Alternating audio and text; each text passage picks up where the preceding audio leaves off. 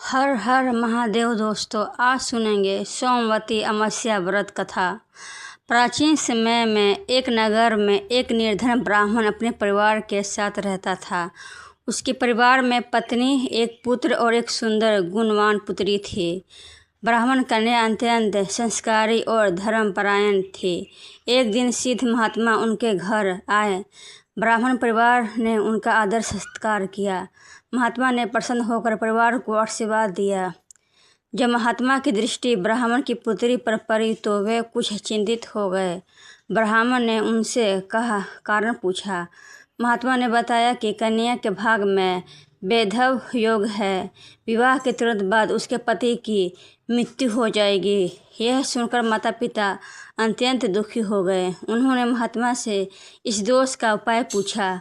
महात्मा ने कहा कि समुद्र पार रहने वाली एक पुण्य आत्मा स्त्री सोना धोबिन यदि इस कन्या को अपना आशीर्वाद दे दे तो उसके वैधव योग का नाश हो सकता है। ब्राह्मण की पुत्री का भाई अपनी बहन के प्रति बहुत स्नेह रखता था। उसने निश्चय किया कि वह किसी भी प्रकार सोना धोबिन को खोज कर लाएगा। वह अपनी बहन को साथ लेकर लंबी यात्रा पर निकल पड़ा। अनेक जंगलों, नदियाँ और कठिन मार्गों को पार करते हुए वे समुद्र तट तक पहुँचे।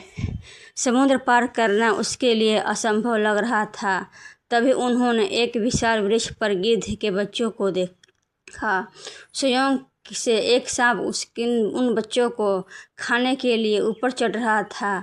ब्राह्मण ने पुत्र ने साहस दिखाते हुए सांप को मार डाला और गिद्ध के बच्चों को रक्षा की। जब गिद्ध माता पिता लौटे तो बच्चों ने सारी घटना बताई। गिद्ध दंपति ब्राह्मण भाई बहन के उपकार से अत्यंत प्रसन्न हुए। उन्होंने उन्हें अपनी पीठ पर बैठाकर समुद्र पार करा दिया। समुद्र पार पहुंचकर दोनों ने सोना धोबिन का घर खोज लिया। सोना धोबिन बहुत धार्मिक और सेवा भाव वाली स्त्री थी।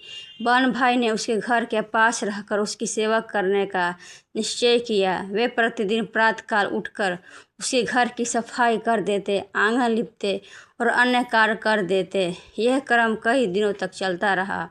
सोना धोबिन को आश्चर्य हुआ कि उसके घर का काम कौन कर जाता है। एक दिन उसने छिपकर निगरानी की और उसने ब्राह्मण पुत्र तथा उसके बहन को सेवा करते हुए देख लिया। उसने उन्हें बुलाया और उनके आने का कारण पूछा। ब्राह्मण पुत्र ने विनम्रता से अपनी बहन के दुर्भाग्य और वैधव योग की पूरी कथा सुनाई। उसने बताया कि महात्मा ने केवल आपके आशीर्वाद को ही नहीं, इस संकट का समाधान बताया है। सोना धोबिन उनकी श्रद्धा और सेवा से अत्यंत प्रभावित हुई।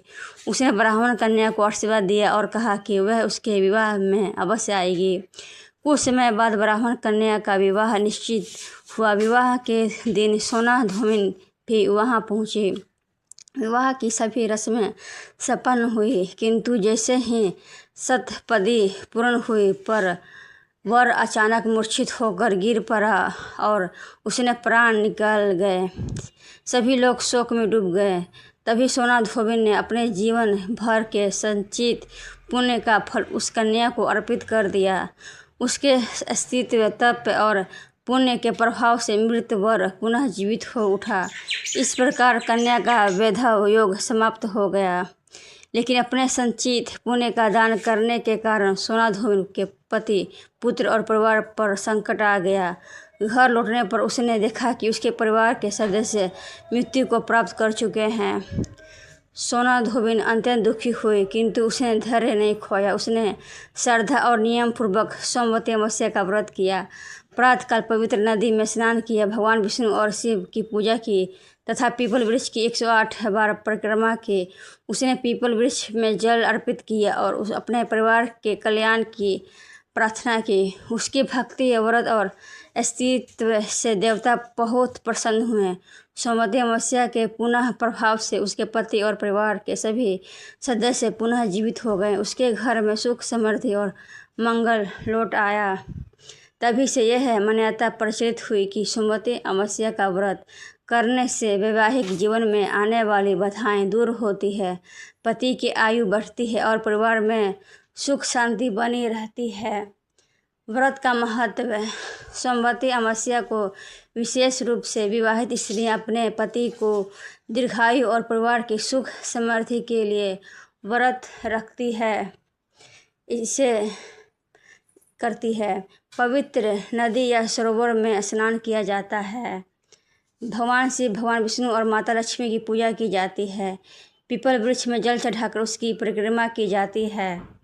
दान पुण्य और पितरों का स्मरण किया जाता है। गरीबों को अन्न, वस्त्र और दक्षिणा दी जाती है।